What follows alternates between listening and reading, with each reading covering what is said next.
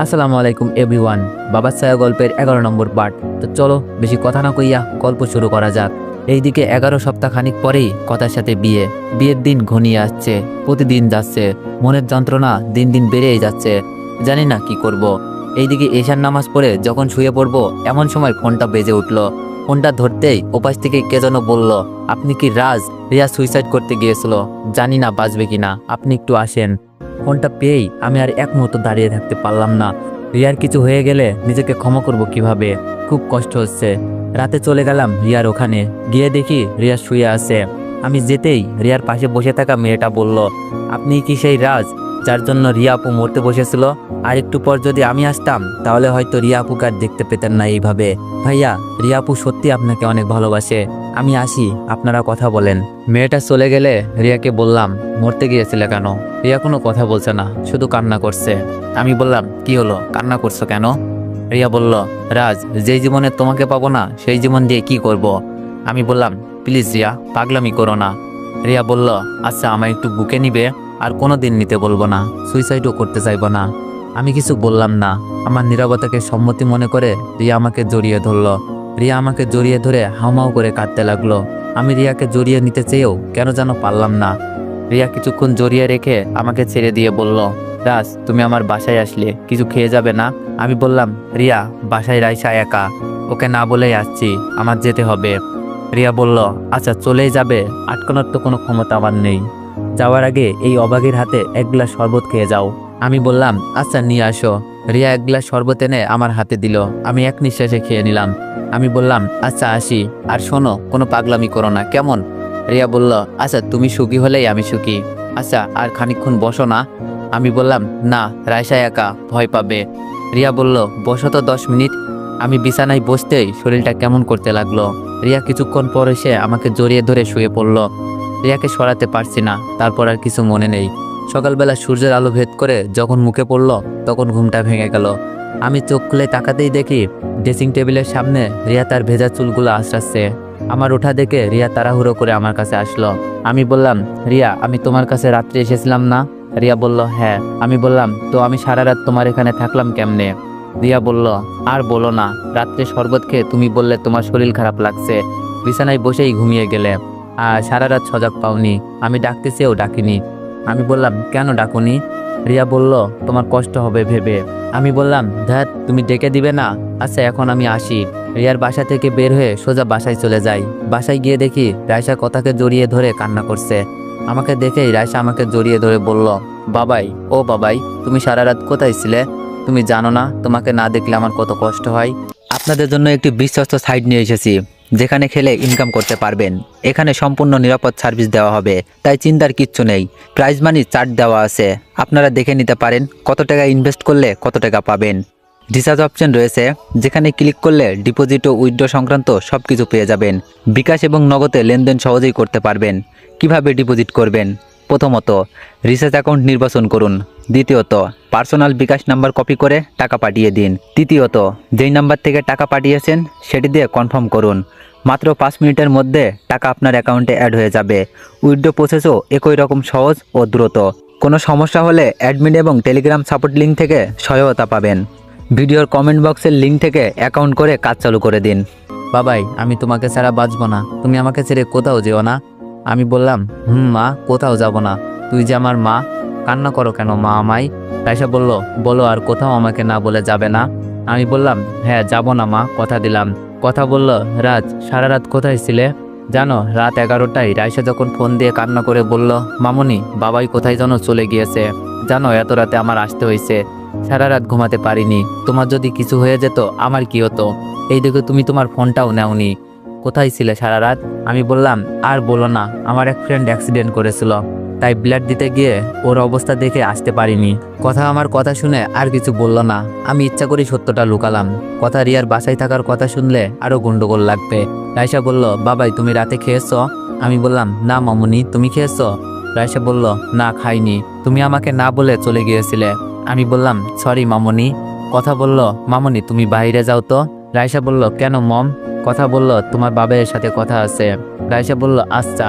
রাইসা চলে গেলেই বলল, তুমি আমাকে না বলে কোথাও যাবে না, জানো সারা রাত কত কান্না করেছি। আমি বললাম, আরে কান্না করার কি আছে?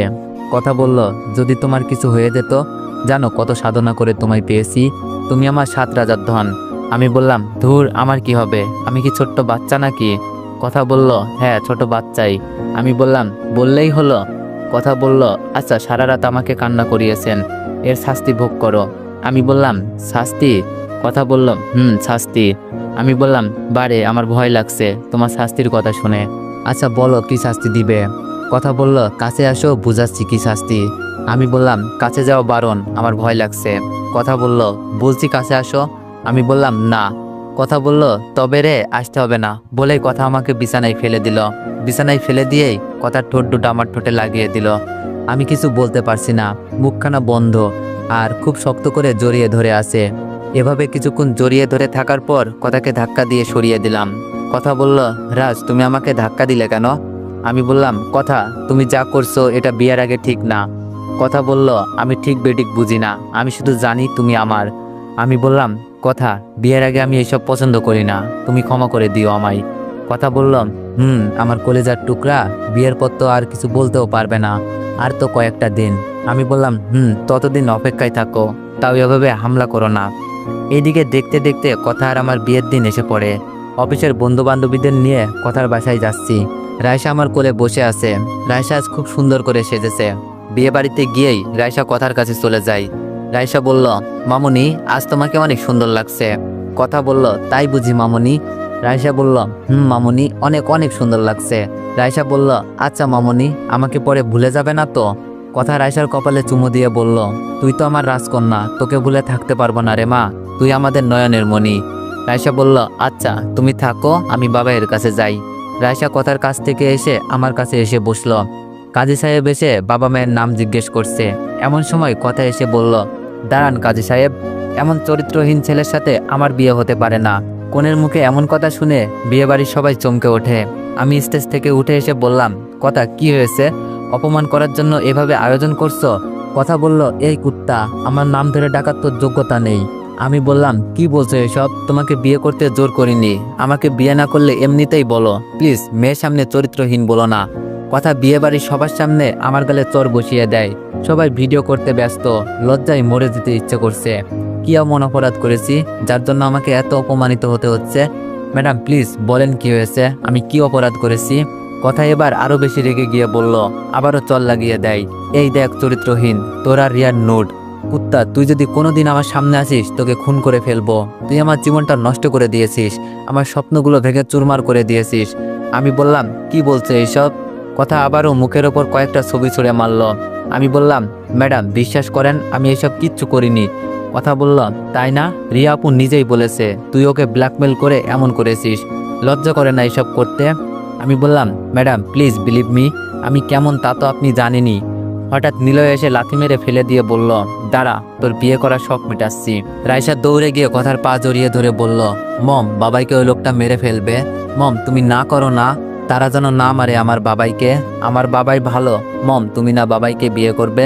বলো না বাবাইকে যেন না মারে, বাবাই তো মরে যাবে। মম তোমার পায়ে ধরে বলছি, বাবাইকে বাঁচাও। কথা বলল, কি বললি? কুত্তার বাচ্চা, আমি তোর মম? কোনো দুধ চরিত্রের মেয়ের মা হতে পারি না, কোনো পতিতার মেয়ে এসে আমাকে মম ডাকছে, যত সব। এই বলে কথা রায়সাকে ধাক্কা দিয়ে ফেলে দিল। রায়সা এসে ঠিক আমার পায়ের কাছে এসে পড়ল। রায়সা এসে আমাকে জড়িয়ে ধরে বলল, আপনারা আমার বাবাইকে মারবেন না? জানেন না আমার বাবাই ছাড়া আমার আর পৃথিবীতে কেউ নেই? একটা মা ছিল, সে চলে গেছে। আপনারা আমাকে মারেন, তাও আমার বাবাইকে মারবেন না? বাবাইকে মারলে আমি মরে যাব। সবাই মারা বাদ দিয়ে দাঁড়িয়ে আছে। সবাই রায়সার কথা শুনে নিস্তব্ধ হয়ে গেছে। আমি রায়সাকে বুকের সাথে শক্ত করে জড়িয়ে ধরে আছি, ঠিকমতো উঠে দাঁড়াতে পারছি না। রায়সাকে নিয়ে কোনো মতে উঠে দাঁড়ালাম। কথার দিকে তাকিয়ে দেখি কথার চোখ দিয়ে অগ্নি বের হচ্ছে, মনে হচ্ছে চোখ দিয়ে আমাকে ধ্বংস করে ফেলবে। রায়সাকে নিয়ে যখন খুঁড়িয়ে খুঁড়িয়ে বিয়ে বাড়ি থেকে বের হতে যাচ্ছি, এমন সময় কথার বাবা ডাক দিয়ে বলল, কি হলো জামাই বাবাজি, কোথায় যাচ্ছ? আর তোমরা আমার জামাই বাবাজিকে এভাবে মারলে কেন? আর রায়সাকে এভাবে মেরেছো কেন? ছোট্ট মেয়েটাকে এভাবে কেউ মারে? রায়সা দৌড়ে কথার বাবার কাছে চলে গেল। রায়সার কাণ্ড দেখে অবাক হয়ে গেলাম। রায়সা বলল, নানু ভাই দেখো, পচা আঙ্কেলরা বাবাইকে মেরেছে, আমার বাবাই কি খারাপ হতে পারে? তুমি সবাইকে ইচ্ছে মতো বুকে দাও তো, আর সবাইকে বলো বাবাইয়ের কাছে সরি বলতে। কথার বাবা বলল, তাই বুঝি? এই নাজমুল, দরজাটা লাগিয়ে দে তো। আর হ্যাঁ, জামাই বাবাজির জন্য একটা গাড়ি রেডি কর। জামাইকে তো আর এইভাবে পাঠাতে পারি না। নাজমুল যখন দরজা বন্ধ করে ফেললো, রাইসা অবাক হয়ে গেল। কি হচ্ছে কিছুই বুঝতে পারছে না। আর হ্যাঁ, জামাই বাবাজি খুব সুন্দর মাস্টার প্ল্যান করেছিলে, আর মেয়েটাকে মাশাল্লাহ অনেক বড় অভিনেত্রী বানিয়েছো। তা না হলে সবার মন জয় করে কেমনে? আমার মেয়েটাকে বিয়ে করে সব সম্পত্তি তোমার করে নিতে চেয়েছিলে, কিন্তু পারোনি। তোমার সব গোমর ফাঁস হয়ে গেছে। আর এই যে কথা মামুনি, তোমাকে বলেছিলাম না, যা করো ভেবে করো। এইসব ছোট লোকের বাচ্চা সুস হয়ে ঢুকে ফাল হয়ে বেরিয়ে যায়। ভাগ্যিস বিয়ের আগে ভিডিওটা হাতে পেয়েছি। আমি বললাম, আঙ্কেল, আপনার এই সম্পত্তির প্রতি আমার বিন্দু মাত্র চাহিদা নেই। আপনার মেয়ে জোর করেই বিয়ে করতে চেয়েছিল। আর আপনাদের কাছে যেই ভিডিও সেটা আমি না, আমি এইসবের কিছুই জানি না। আর কথা প্লিজ বিলিভ করো, তুমি তো জানো আমি কেমন। কথা আমার কাছে এসে ঠাস করে গালে চোর বসিয়ে দিয়ে বলতে লাগে, কিরে কুত্তা, সেই দিন হসপিটালে ছিলি নাকি সারা রাত মেয়ে নিয়ে ফুর্তি করেছিস? আর ভিডিও কি এডিট করা যায়? তোর মতো কুত্তা আমার পায়ে স্যান্ডেলের যোগ্য না। তুই আর তোর মেয়ে দুটাই চরিত্রহীন। কোন জানি পতিতার গর্ভে তোর মেয়ের জন্ম। আমি বললাম, কথা আর একটা কথাও না, আমাকে নিয়ে বলো। আমার রাইসাকে নিয়ে একটা কথা বললেও তোমার অস্তিত্ব রাখবো না। কথা বলল, তাই বুঝি, নষ্টা মেয়েকে নিয়ে এত কথা?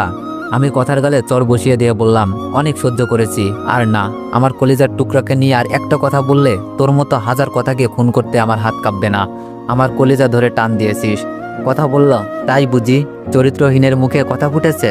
চরিত্রহীনের মেয়ে বড় হলে পতিতা হবে। তুই তোর মেয়েকে দিয়ে আমাকে ফাঁসাইছিস। তোর মুখটা দেখলে আমার ঘৃণা লাগে। আমি বললাম, কি বললি? রাইসা পতিতা হবে? কথার গালে ঠাস ঠাস করে চর লাগিয়ে দিলাম। কেউ কোনো কথা বলছে না। কথা চর খেয়ে মাটিতে পড়ে গেছে। কথার আব্বু বলল, এই নাজমুলেরা, তোরা দাঁড়িয়ে কি তামাশা দেখছিস? হারামিটিকে আদর করে দিয়াই তো। এইদিকে নিলয় প্রথমে এসে লাথি দিয়ে আবারও ফেলে দিল। এলোপাতারি মারতেছে। রাইসা চিৎকার পেরে কান্না করছে আর বলছে, তোমরা আমার বাবাইকে মেরো না, আর মেরো না। আল্লাহ সব দেখছে। আমি কিন্তু আল্লাহকে বিচার দিব। মেরো না। কি হলো, বাবাইকে মেরো না? এইদিকে কথা বারবার বলছে, কুত্তাটাকে মার, মারতে মারতে মেরে ফেল। আমার ভালোবাসার সাথে প্রতারণা করেছে। রাইসা কথার কাছে গিয়ে অনুনয় বিনয় করে বলছে, মম, এবার না করো না, বাবাই তো মরে যাবে। তুমি না বলেছ আমার বাবাইকে কখনো কষ্ট দিবে না? দেখো, বাবাইয়ের শরীর থেকে রক্ত ঝরছে। বাবাইকে মারতে না করো। ও মামনি, বলো না। কথা বলল, এই চুপ কর, কে তোর মম? আমি তোর মম না। মম কেমনে হলাম? রাইসা বলল, বারে, তুমিই তো বলেছিলে আমার মম হবে, আমার বাবাইকে বিয়ে করবে, কিন্তু এখন কেন কষ্ট দিচ্ছ বাবাইকে? প্লিজ সবাইকে বলো তারা যেন বাবাইকে না মারে। এই, আপনারা বাবাইকে মারবেন না, আমার বাবাই তো মরে যাবে। রাইসা নিলয়ের পা জড়িয়ে ধরে বলল, আঙ্কেল, আর না, অনেক মারছেন আমার বাবাইকে, আর মারবেন না, প্লিজ এবার থামেন। নিলয় রাইসাকে ধাক্কা দিয়ে সরিয়ে দিল। রাইসা এবার দৌড়ে গিয়ে কথার দুই পা জড়িয়ে ধরে বলল, ও ম্যাডাম, আর কোনোদিন মম ডাকবো না। আমার বাবাইকে ছেড়ে দেন, ছেড়ে দেন প্লিজ। বলেন না আর যেন না মারে। আমার বাবের কিছু হয়ে গেলে কে আমাকে ঘুম পাড়াবে? কে আমাকে খাইয়ে দিবে? কে আমাকে মা বলে ডাকবে? আমার বাবাই আমাকে অনেক ভালোবাসে। ম্যাডাম, আমরা এই শহর ছেড়ে চলে যাব। আমার বাবাইকে ছেড়ে দেন, একটু দয়া করেন। কথার বাবা কথার পা থেকে রাইসাকে ছাড়িয়ে গালে কষে থাপ্পড় বসিয়ে দিল। চর খেয়ে রাইসা পড়ে গেল। নাক ফেটে রক্ত পড়ছে।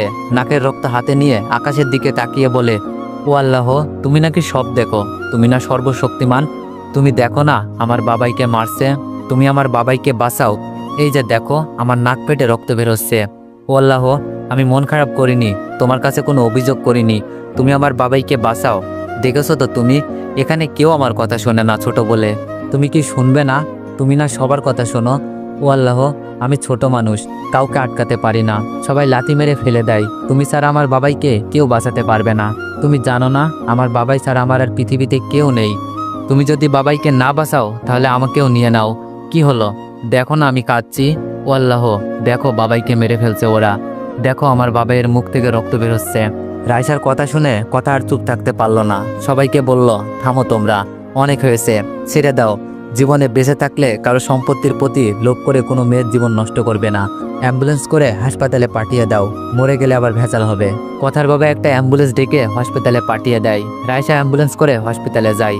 ডাক্তার যখন রাজকে অপারেশন থিয়েটারে নিয়ে যায়, তখন রাইসা দরজায় দাঁড়িয়ে কাঁদতে থাকে। এইদিকে ডাক্তার কণা এসে দেখে বাচ্চা একটা মেয়ে অপারেশন থিয়েটারের বাইরে কাঁদছে। কণা রাইসার দিকে তাকিয়ে দেখে সত্যি একটা রাজকন্যা। মনে হচ্ছে চোখ থেকে মুক্ত ঝরে পড়ছে। বাচ্চা মেয়েটার নাক দিয়ে রক্ত পড়ছে, কিন্তু সেই দিকে কোনো ভ্রুক্ষেপ নেই। ডাক্তার কণা কোনো কিছু না ভেবেই বলল, এই যে বাবু, তুমি কাঁদছো কেন? তোমার কি হয়েছে?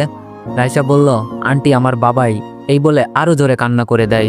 কণা বলল, কি হয়েছে মামুনি, বলো তোমার বাবাইয়ের কি হয়েছে? রাইসা বলল, বাবাইকে সবাই মেরেছে। এমন সময় নার্স এসে বলল, ম্যাডাম, আপনি যার অপারেশন করবেন সেই রোগীর মেয়ে এটা। কণা বলল, ও আচ্ছা, কেউ আসেনি? রাইসা কাঁদতে কাঁদতে বলল, রাইসা কান্না করতে করতে বলল, ম্যাডাম, আমার বাবাইয়ের আমি ছাড়া কেউ নেই, আর আমারও বাবাই ছাড়া কেউ নেই। বাবাইয়ের কিছু হয়ে গেলে আমি বাঁচবো না। কণা বলল, কিছু হবে না মামুনি, তোমার তো নাক পেটে রক্ত পড়ছে, তোমার নার্স আন্টির সাথে যাও, ড্রেসিং করে দিবে। রাইসা বলল, না, বাবাইকে ছেড়ে কোথাও যাব না, আমার বাবাই ভয় পাবে। ডাক্তার কণা ঘড়ির দিকে তাকিয়ে দেখে লেট হয়ে যাচ্ছে। তাড়াহুড়ো করে অপারেশন থিয়েটারে ঢুকে যায়। ভিতরে গিয়ে দেখে নির্মমভাবে পিটিয়েছে, বিশেষ করে মাথার ক্ষতটা বড়। অপারেশন করে ডাক্তার কণা বের হতেই দেখে এখনও রাইসা দাঁড়িয়ে আছে। রাইসাকে কি বলবে ভেবে পাচ্ছে না। রাজের অবস্থা বেশি ভালো না, অনেক ব্লাড গেছে, বাঁচার সম্ভাবনা কম। ছোট্ট মেয়েটাকে কিভাবে বুঝাবে? আর ভাবতে পারছে না কণা, মানুষ মানুষকে এভাবে পিটাতে পারে? রাইসা ডাক্তারকে দেখেই বলল, ম্যাডাম, বাবার অবস্থা কেমন? আমার বাবাই আমার সাথে কথা বলবে তো? কণা বলল, মামুনি বলবে, তবে তোমার বাবার জন্য আল্লাহর কাছে দোয়া করো, তিনি সব পারেন। রাইসা ডাক্তারের কথা শুনে, তো এভরিওয়ান, নেক্সট পার্টের জন্য অপেক্ষা করুন। ধন্যবাদ।